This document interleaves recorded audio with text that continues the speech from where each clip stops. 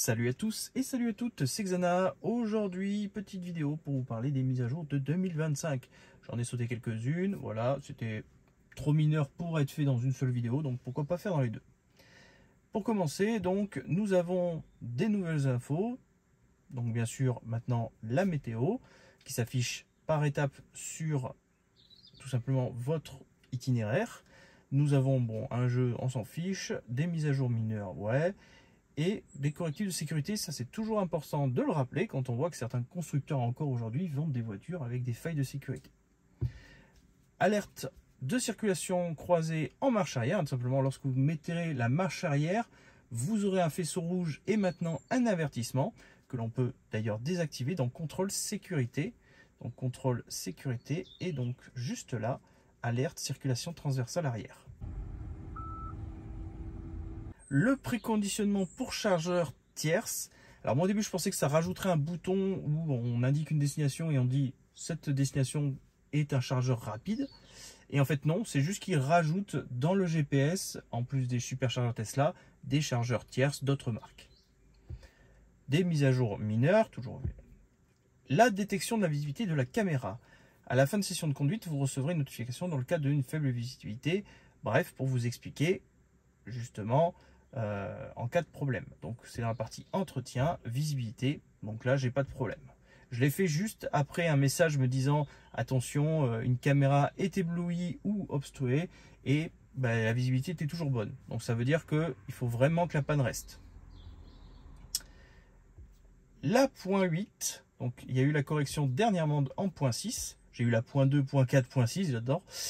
Qui rajoute maintenant visualisation des 15, 150, 300 derniers kilomètres avec la possibilité tout simplement de réinitialiser votre historique. Rendez-vous dans énergie. Donc pour ce faire, on va ici dans le petit carré vert et tout simplement dans la partie consommation. Donc nous avons ma consommation, donc 142, pas mal.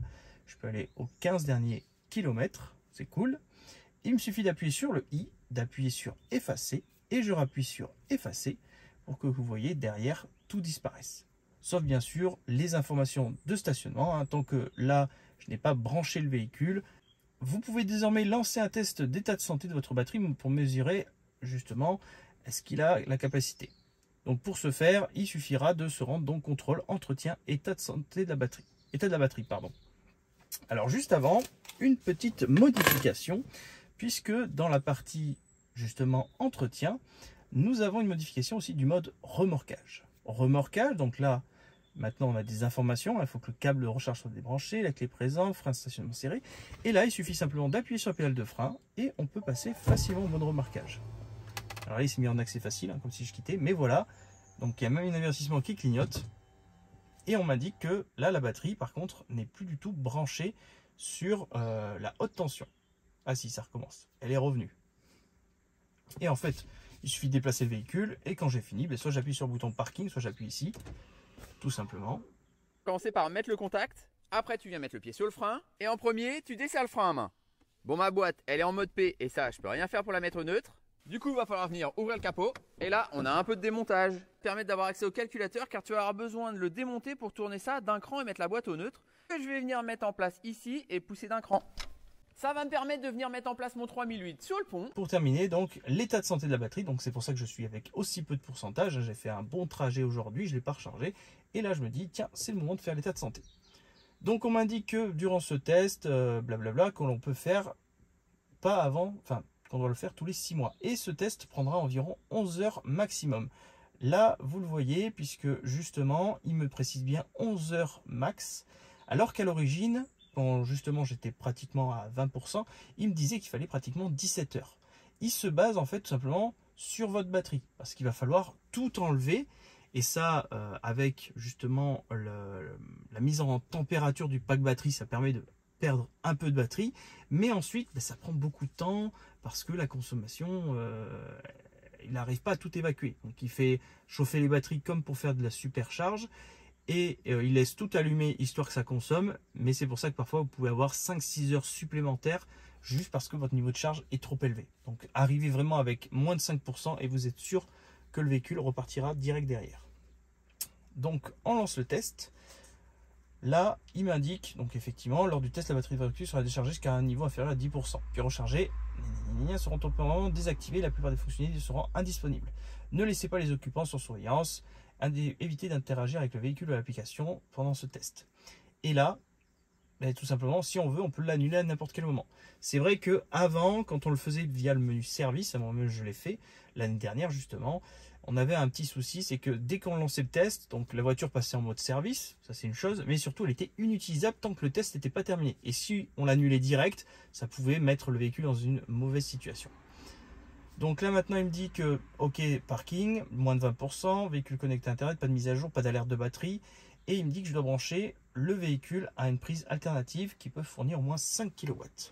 Donc voilà, le véhicule est en train de se lancer, 32 ampères. Hop, on voit que ça s'arrête. Je vais donc lancer le test maintenant. Là, on entend qu'il est en train de lancer le préchauffage de la batterie parce qu'il me reste encore 2% de batterie. Donc là, il va pouvoir les évacuer facilement. Et ben, tout simplement, il me suffit d'attendre. Alors si je décide d'appuyer long, il faut maintenir. D'accord. Ok, du coup, ça m'a relancé ça. Et là, du coup, il va faire comme s'il allait de nouveau recharger. Donc, est-ce que je peux lancer le test? On refait. C'est parti. Du coup, on se retrouve demain matin. Côté application mobile, comment ça se présente? Eh bien, lorsque j'ai lancé le test sur la voiture, un message apparaît sur mon application mobile me disant « Plus de climatisation, désactivée pendant ce test ». Bien sûr, évitez de laisser les gens dedans et assurez-vous que le véhicule reste branché. On a aussi une deuxième ligne qui nous dit « Test de l'état de la santé, décharge de la batterie en cours ». Je peux, si je le souhaite, aller dans la partie contrôle pour pouvoir interagir avec ma voiture durant ce test. J'ai bien évidemment un message m'indiquant tout simplement que mon véhicule est en train de faire un test de batterie. Donc, il se peut que ça peut perturber le test.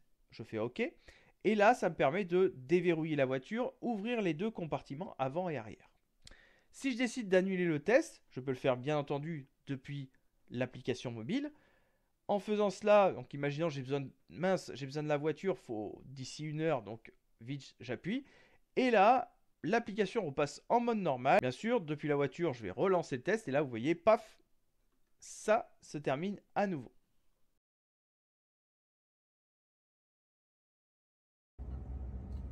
Voilà donc le résultat de ce test, 83%. Bon, c'était à prévoir après 4 ans d'usage sur le véhicule. Donc, on peut le retrouver de nouveau si on va dans entretien. On retrouve toujours notre état de test de santé. Et là, par contre, on a effectivement l'état du pourcentage qui, bien sûr, ne pourra être effectué que dans 6 mois. Donc là, comme j'ai fait le 9, il faudra que j'attende vraiment le 9-10-2025. Voilà, dans tous les cas, j'espère que cette petite vidéo vous aura plu et vous aura permis d'en apprendre un peu plus. Et sur ce, on se retrouve à bientôt pour une nouvelle vidéo. Allez, ciao!